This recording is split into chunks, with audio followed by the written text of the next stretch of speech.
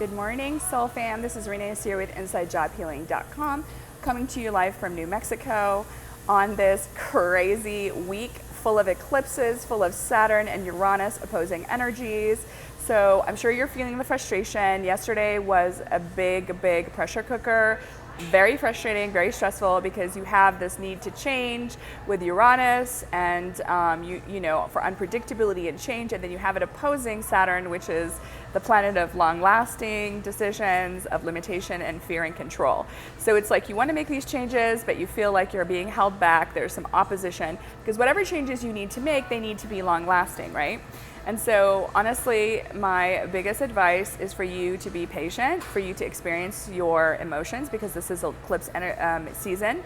So there's going to be a lot of emotions coming up because the moon is in play, and the moon rules our emotions and our subconscious mind.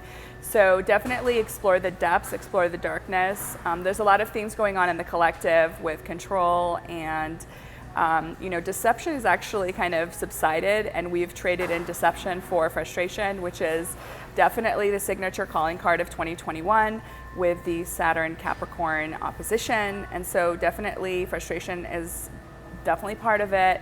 We felt this energy really in February and kind of the early, you know, weeks of January, where a lot of us were being very frustrated. We wanted to make these changes. We wanted to move. We wanted to change, you know, get a makeover or whatever it is, or get a new job or whatever. And so we were kind of, you know, being asked to make all these changes, but it needed to be sustainable for the long term because of the, you know, because of the Saturn energy. And so there was like this push and pull. So we're revisiting a lot of those themes, and we're, you know, this is the second pass, and we're going to have another opportunity to revisit these themes at the end of December. So make notes, journal, jot things down, how you're feeling, what themes are coming up for you, because they're going to come into play.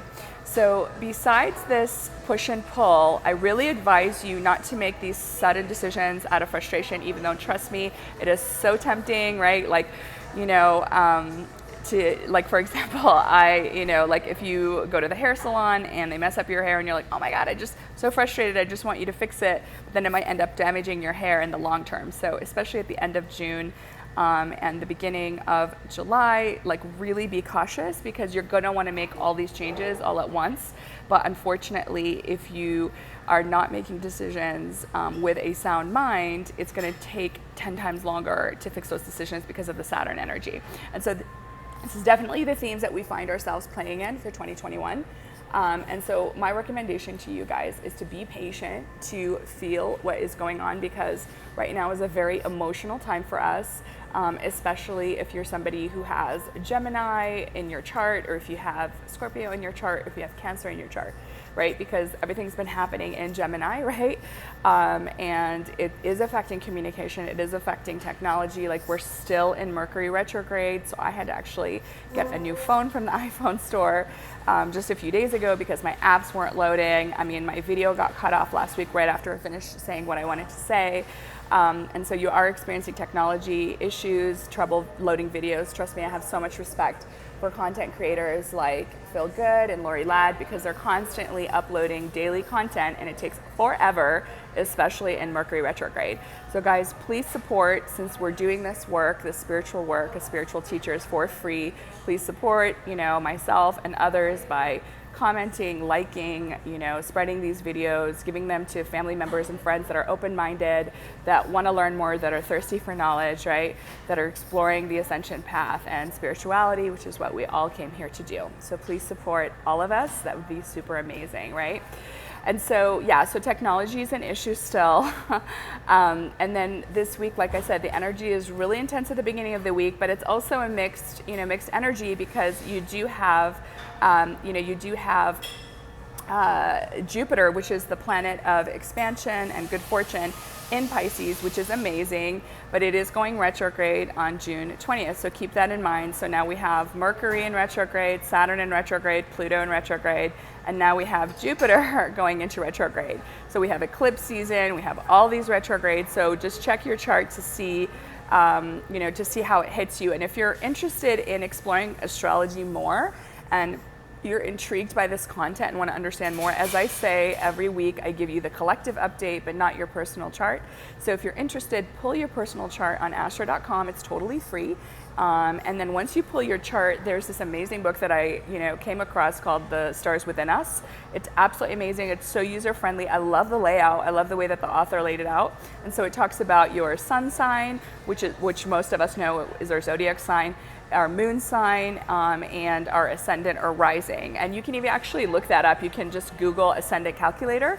And if you know your date of birth, your time of birth, and your place of birth, and it has to be very precise, you're going to know where the cosmos were, because that's your kind of roadmap to life and evolution. I mean, I can't say more than that. Like, astrology is magical. It is a science. It's not like woo-woo, and it's absolutely accurate. So if you want to kind of understand your journey on this planet, look up your chart.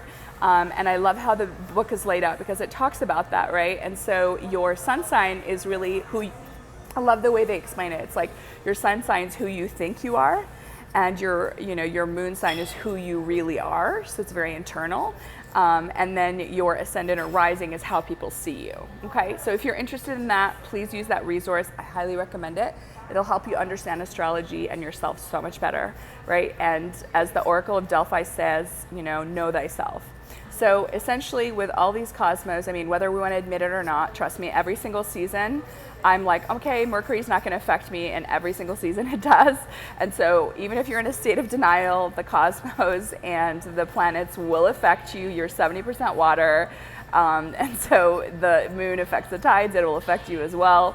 And so hang in there, guys. Don't make any sudden changes, especially at the end of the month and the beginning of July. Just kind of observe everything, visualize your dream reality, but wait for the right timing, like a transformational snake, to strike. And just do your research right now and just observe and allow the emotions to come and go, because they're only temporary. And trust me, when we are in Mercury retrograde, it's an internal time. It's time to dive deep. It's time to dive into the darkness and the themes that you have been avoiding and not wanting to look at. And as a collective, honestly, we are feeling bored. We're feeling so bored. Because we're just in a holding pattern. A lot of us have done our work, and we are just like ready to show up. We're eager to be a part of New Earth, and we're just kind of chilling out, and we're just waiting and waiting and waiting for everyone else to catch up, if they ever do. Whereas a lot of people are still stuck in the, in the dream of fear. And just giving their power away and making unconscious decisions and allowing others to control them and doing things that are not in their best interest and not in alignment. And unfortunately, those decisions are going to come back and bite them, because they're not making decisions out of their free will. They're not making decisions that are in alignment with their soul. And these decisions are irreversible, because your DNA is going to change. And I was talking to my friend, and she was saying, like, some airlines, like Spain Airlines, actually thinking about not allowing people who've been vaxxed on the airplanes, because they have a bigger risk of getting blood clots. And ironically, so many of the young people that I talked to, and I asked them, well, why did you get the vax? And they're like, because I want to travel. So then you get the vax because you want the vax passport and you want to travel, but then you're more susceptible to blood clots when you're on the plane. And so it's a health risk, and some European airlines are banning people who've been vaxxed to travel. So it's just like this whole thing, guys, like, it's just creating more divisiveness in the collective. We've gone through this collective trauma for the last year and a half that basically has left us feeling not only bored, because we've been in this state of separation, and babies die if they don't receive love in orphanages or they're not touched. And so we've collectively gone through this huge trauma where we've been isolated from one another. We've not been allowed to gather and hug and do all those natural human things. And so we're dealing with those themes of loneliness and separation versus unity. We're dealing with lack and scarcity, because we have, so many products that, have been logistically affected by the virus, and we are having a lot of, even houses and the real estate market, like, we're having a lot of demand but not enough supply, so it's creating this scarcity, even though we live in an abundant universe. So I just feel like there's this narrative from the mainstream media of, like, we don't have enough, we're separate from one another, and I just feel like it's just putting so much pressure on the human collective to face all of these, dark themes in our life and patterns that we haven't had to look at. and really forcing us to grow up, guys. Like, it's time for us to really grow up, to really step into our ascension, to step into our power, to speak our truth, to be in alignment, and like, it's yes or no. Does this work for you, right? You have free will, so choose for yourself, right? So besides a lot of these themes, I really encourage you to look within yourself and say, like, see the things that you potentially don't like about other people, because usually they're things that you don't like about yourself. And honestly, we need to get to a point as a collective where if we want peace in the outside world, we need to have peace within. If we want to have love in our outside world, we need to love ourselves first, right? So the most important relationship that you have to work on is your relationship with yourself.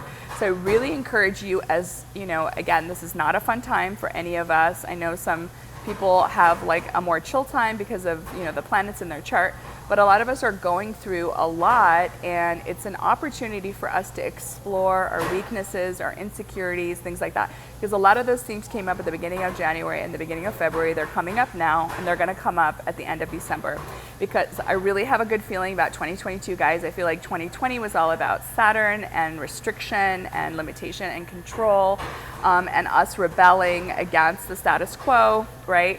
And I really feel that 2021 has been this opposition between Uranus and Saturn, and just like really pushing us to make changes, to let go of what doesn't serve us, any toxic relationships, any toxic work environments, any toxic thoughts that we have about ourselves. And so we're just forced to make all these changes, but we're fighting the past and the status quo in order to move into the future. And so I feel like 2021 has been this period of transition. And I really believe that 2022, if we've done our work, we're really able to step into New Earth, and we're going to have a lot of that Jupiter and Pisces energy of expansion, spirituality, growth, and just really living a life that's more in alignment with us. Because ultimately, guys, you deserve the best, and you do not need to settle. And you need to be in a place where you realize that you are sovereign king or queen, that you are the creator of your own reality, regardless of what's happening outside of you. You cannot control anybody else. And guess what? You have the power to refuse to be controlled by the systems or the narrative or the powers that be. You need to transcend your fear. You need to face it head on. And the only way is through. Okay, guys, I love you so much. I'm sending you lots of love and light, and just realize that you're not alone, and this too shall pass. Rena Yassiri with InsideJobHealing.com.